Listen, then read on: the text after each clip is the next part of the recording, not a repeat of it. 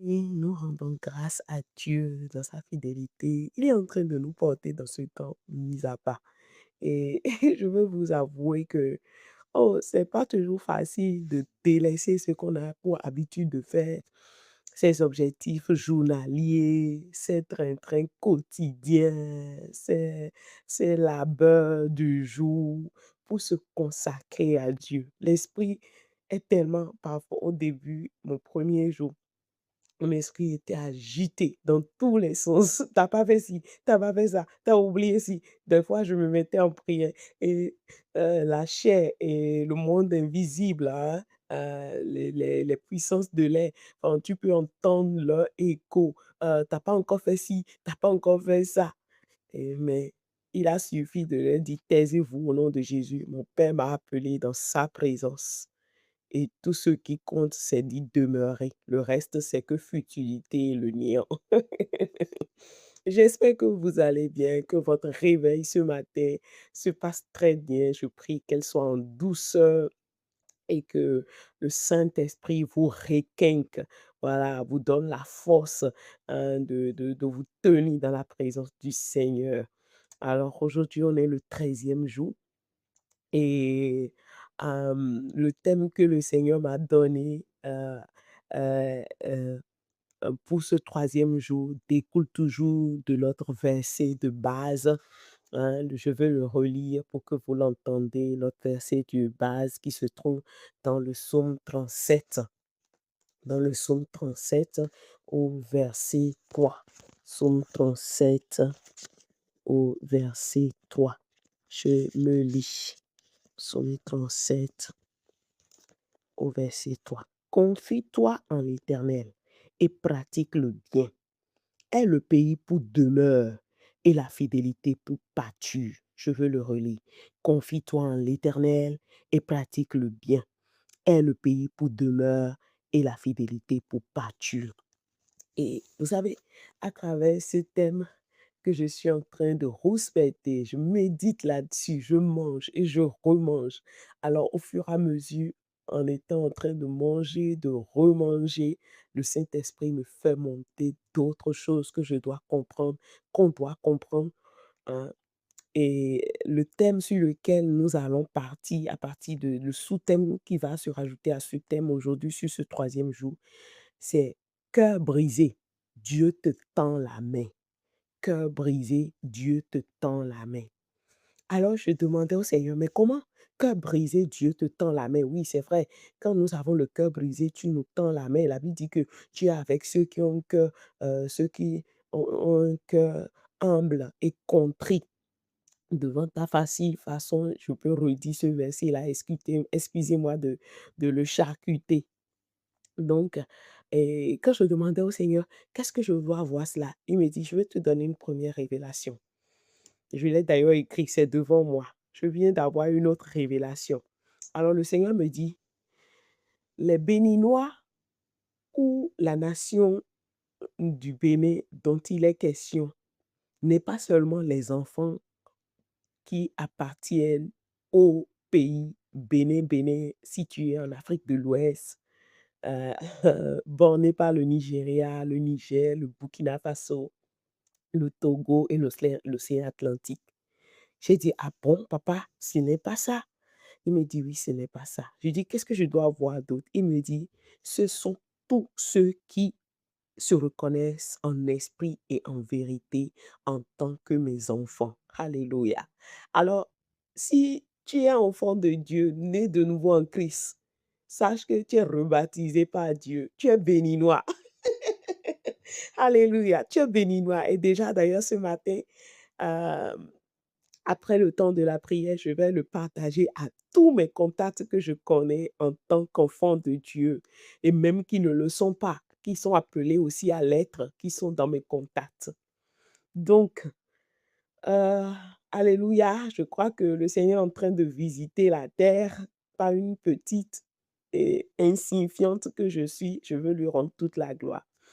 Et le sous-thème «Cœur brisé, Dieu te tend la main» dont il est question, nous allons juste nous attarder sur la référence qu'il m'a donnée dans le livre de Ruth. Alléluia, Ruth. Ruth la Moabite. Je profite de cette occasion pour saluer ma merveilleuse et tendre sœur Ruth qui est de l'autre côté de la planète Terre. Et je veux la bénir, je bénis cette jeune femme qui est ma sœur dont je suis très fière. C'est une femme formidable. Que le Seigneur la bénisse, qui soutient vraiment l'œuvre de ses mains, qui protège tout ce qu'elle entreprend et la fortifie pour aller de l'avant avec son mari et ses enfants au nom de Jésus-Christ. Donc, quand je me suis attardée en fait sur le test, le verset que le Seigneur m'a fait monter dans le cœur, Ruth chapitre 2 au verset 2. Ruth chapitre 2 au verset 2. Je vais le lire, vous allez entendre. Je vais le dire, vous allez entendre. Ruth chapitre 2 au verset 2. Ruth chapitre 2 au verset 2.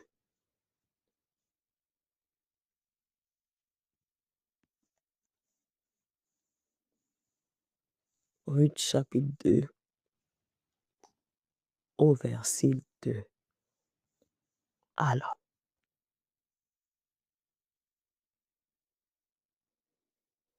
Ruth chapitre 2 au verset 2. Ça dit ceci. Je le lis. Ruth chapitre 2 verset 2. Ruth la Moabite dit à Naomi, laisse-moi, je te prie, aller glaner les épis dans le champ de celui aux yeux duquel je trouverai grâce. Elle lui répondit, va, ma fille. Donc, ce verset met en face de nous deux personnages.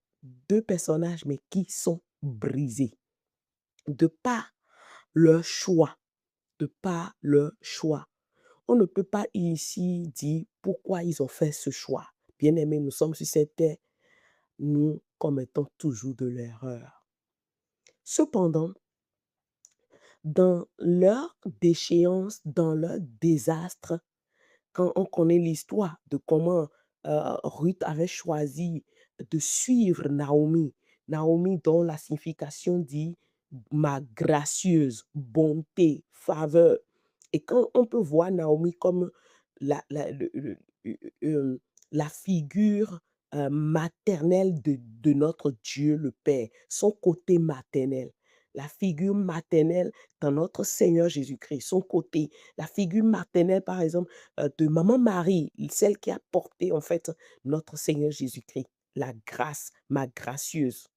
Donc on sait comment elle a laissé son peuple, Ruth, pour suivre Naomi, ne connaissant pas du tout l'avenir. Après avoir été brisée, son mari était déjà mort. Elle aurait pu choisir en fait de se remarier dans son peuple ou ailleurs, mais elle a vu en cette dame en fait un dépôt, en dépit de sa détresse, en dépit de sa douleur, parce que Naomi, elle aussi, elle a perdu non seulement ses enfants, mais aussi son mari. Donc, quand Ruth l'a suivi et qu'ils sont arrivés en Israël, ayant entendu que Israël a été visité par Dieu, à un moment donné, elle s'est levée et elle a compris que elle ne pouvait pas garder sa douleur ainsi. Elle ne pouvait pas non plus rester à cajoler la douleur de sa belle-mère. Elle devait mener une démarche. Alors, tu vas élever ta voix et tu vas dire, Seigneur, dans ces derniers temps où nous sommes là, toi auprès de qui j'ai trouvé grâce en étant ton enfant gracieusement, ou dans notre cheminement aujourd'hui, tu es en train de me faire grandir. Tu es en train de me faire grandir et nous sommes en train de cultiver pas uniquement une relation de père à fils ou de père à fille, mais une relation d'amitié. Parce que ce n'est pas cette relation amicale que mon cœur pouvait saisir l'écho de Dieu le Père sur cet appel de temps de mise à part pour la prière pour tous les enfants de Dieu sur la terre et pour ceux qui doivent l'être. Donc tu vas dire, Seigneur, montre-moi la démarche que je dois mener dans ces derniers temps où nous sommes en train d'entendre la catastrophe partout. Le feu ne se limite pas ici qu'en France, à Gironde uniquement, non. le feu est en train d'embraser aussi Algérie, Espagne, Maroc. On le voit aujourd'hui, hein. Aujourd'hui, le le le 26 juillet, on le voit. Le 27 juillet, pardon, on le voit. Donc demande à Dieu, quelle est la démarche que tu veux que je mène? Élève ta voix et prie ainsi. Père, nous te disons merci de la révélation qui découle en fait de la rencontre, de la demande d'autorisation qui découle de la démarche que Ruth a choisi de mener malgré sa détresse, malgré sa difficulté.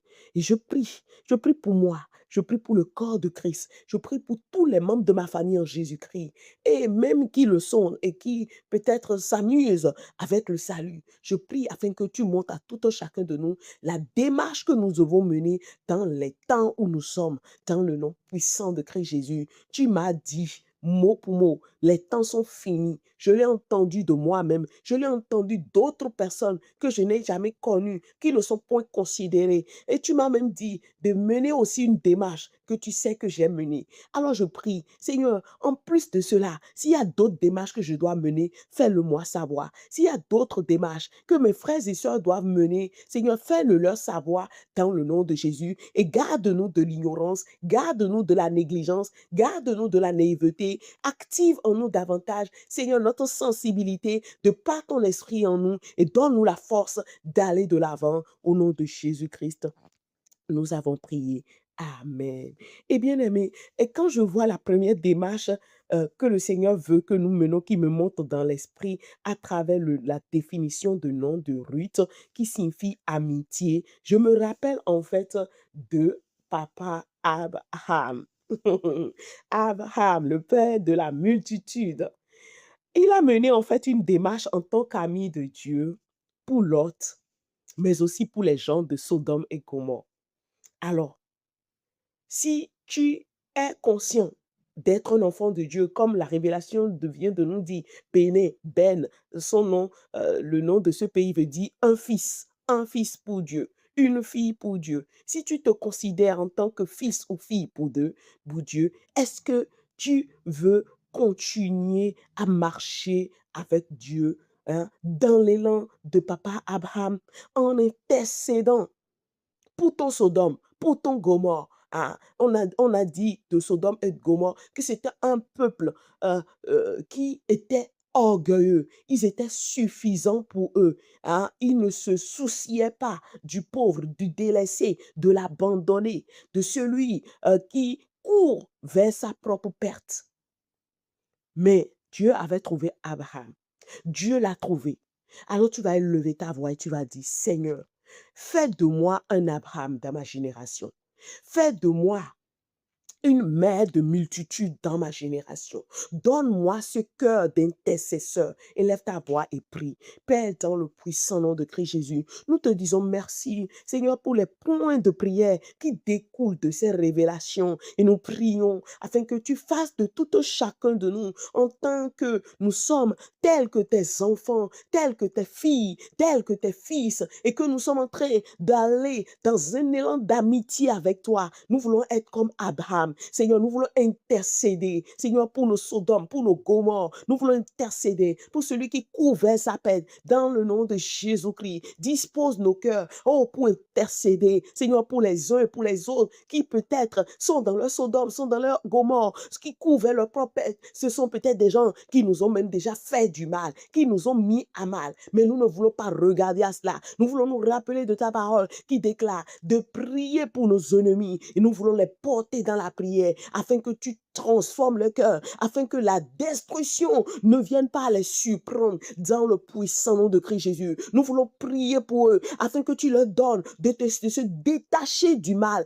dans le nom de Jésus-Christ. Quand Abraham t'a prié pour Lot, tu l'as aidé à être détaché non seulement de Sodome et de Gomorrhe, mais aussi du mal. Quand bien même plus tard, oui, un autre mal a été commis parce qu'il s'est uni à ses filles. Holy Kaba Sata là-bas. Nous prions dans le nom de Jésus, alors que tu vas tirer de par cette prière les gens qui nous sont chers, les gens de nos villes, de nos quartiers, dans nos relations, dans nos familles, oh, qui peut-être s'amusent, qui sont légères dans une communion avec toi. Je prie que tu les épargnes, oh, du pire dans le nom de Jésus.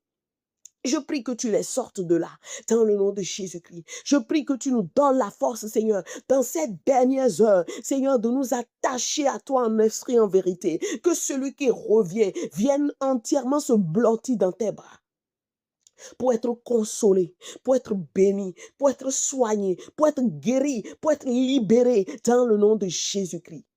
Merci, Père, parce que tu le fais. Au nom de Jésus, nous avons prié. Amen. Amen. Et quand nous repassons la parole de Ruth à Naomi, nous relisons cette parole.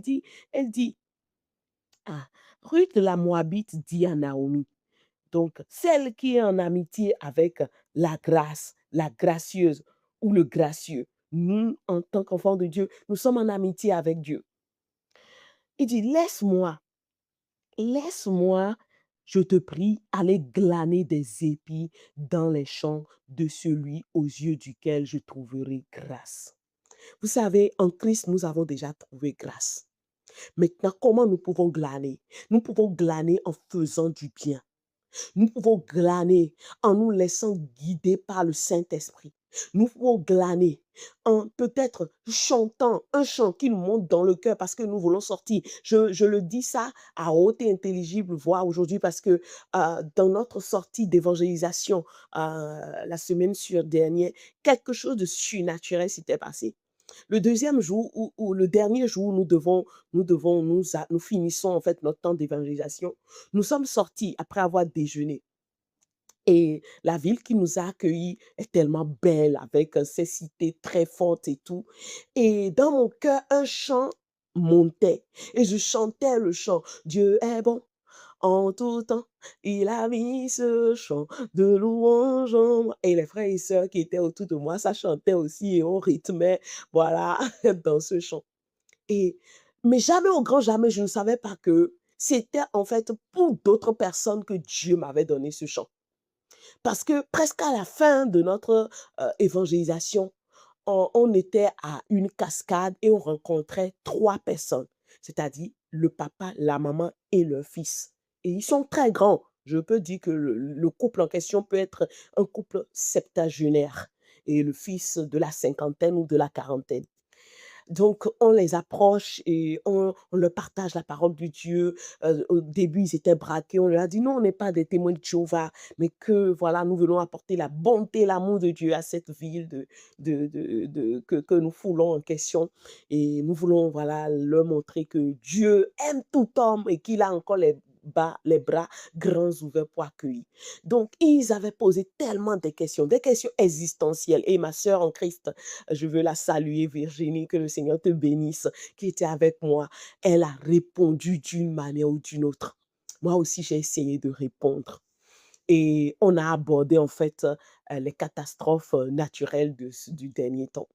Alors, on entend en fait le papa dire, euh, de toutes les façons, c'est que ça va se passer ainsi et on est préparé, voilà, genre, entre guillemets, voilà, nous, on essaye de profiter chaque jour, tant que soit peu, parce qu'on ne sait pas si on va revenir. On fera partie de ceux que Dieu fera revenir sur terre. Alors, le papa en question, il fait, mais quand même, ce Dieu-là, il est mauvais. Il est mauvais, il est très mauvais. Vous ne voyez pas qu'il est mauvais?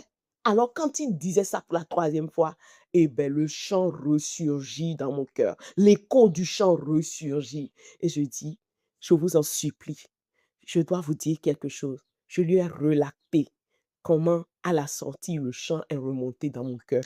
Et je me suis mise à lui chanter ce chant. Allez voir comment l'atmosphère a changé, comment on a vu leurs yeux changer. Eux qui nous prenaient comme genre en mépris, genre vous perdez votre temps. Je sais et je savais, nous savons que ils avaient eu la conviction non seulement du péché, de la justice et du jugement, mais aussi de cette bonté de Dieu qui tant a aimé le monde et a donné son Fils unique et qui continue de patienter afin que ceux qui ne sont pas encore sauvés le soient pour ne pas, en fait, à, faire pas, faire partie des gens qui seront cruellement jugés. Donc, tu vas dire à Dieu, tu vas élever ta voix et tu vas dire: «Seigneur, aide-moi à glaner». Ma sœur vient de témoigner quelque chose. Tu peux aussi glaner peut-être en faisant un geste, en donnant, dans un besoin, en étant à l'écoute, en faisant du bien à ton semblable. Tu vas élever ta voix, tu vas dire: «Seigneur, dans les jours à venir là, conduis-moi jusqu'à la fin de mes jours. Conduis-moi toujours à faire du bien». Parce que c'est en allant faire du bien, hein, à Naomi, d'accord, que Ruth a finalement trouvé une solution à sa situation. Élève sa voix et prie. Père, dans le nom de Jésus-Christ, alors que les temps courent vers la fin, nous refusons de rester oisifs. Nous refusons de rester cantonnés sur nos malheurs, sur nos difficultés, sur nos désastres, sur nos positions. Mais nous voulons être des glaneuses. Seigneur, pour ton royaume, pour nos semblables, pour les membres de nos familles en difficulté, pour les gens dans nos quartiers, dans nos villes en difficulté, pour ces autorités étatiques. Nous voulons glaner dans la prière, dans la bienfaisance, dans l'évangélisation, dans de bonnes actions, dans de pardon, la compassion, le fait de voir son semblable plus mieux que soi et s'effaçant et laissant couler le mal qu'on nous a fait et demander à Dieu de nous refortifier dans le nom de Jésus. Seigneur, parfois ce n'est pas facile. Parfois c'est très difficile. Ce sont les gens plus près de nous qui entendent mieux la parole, mieux que quiconque, que l'ennemi utilise. Nous prions que face à ces gens de personnes que tu nous donnes, d'être, Seigneur, des glaneurs, des glaneuses, poussés par ton esprit dans le nom de Jésus-Christ. Aide-nous, Jésus. Dispose nos cœurs à savoir glaner dans les derniers temps où nous sommes, non seulement que ce soit dans l'intercession, comme nous l'avons dit, mais aussi dans la bienveillance, dans la bienfaisance, Seigneur, dans la bonté, dans l'amour, dans le pardon, dans la compassion, dans la simplicité, dans l'humilité, dans l'effacement, dans le nom de Jésus. Merci parce que tu vas le faire. Au nom de Jésus-Christ, nous avons prié. Amen. Alors, ce n'est pas si rocambolesque que ça, hein, les 30 minutes de prière. C'est vrai, ce sont 30 minutes de méditation, en même temps mêlées des points de prière. Je sais que vous aussi, quand vous serez seul dans la continuité de la journée, vous aurez tellement, en fait, des rejaillissements, des points de prière qui vous feront beaucoup du bien parce que la Bible déclare qu'il y a plus de joie à donner que de recevoir. Alors, la parole de Dieu dit dans Jean chapitre 15 au verset 14 ceci: «Vous êtes mes amis si vous faites ce que je vous commande».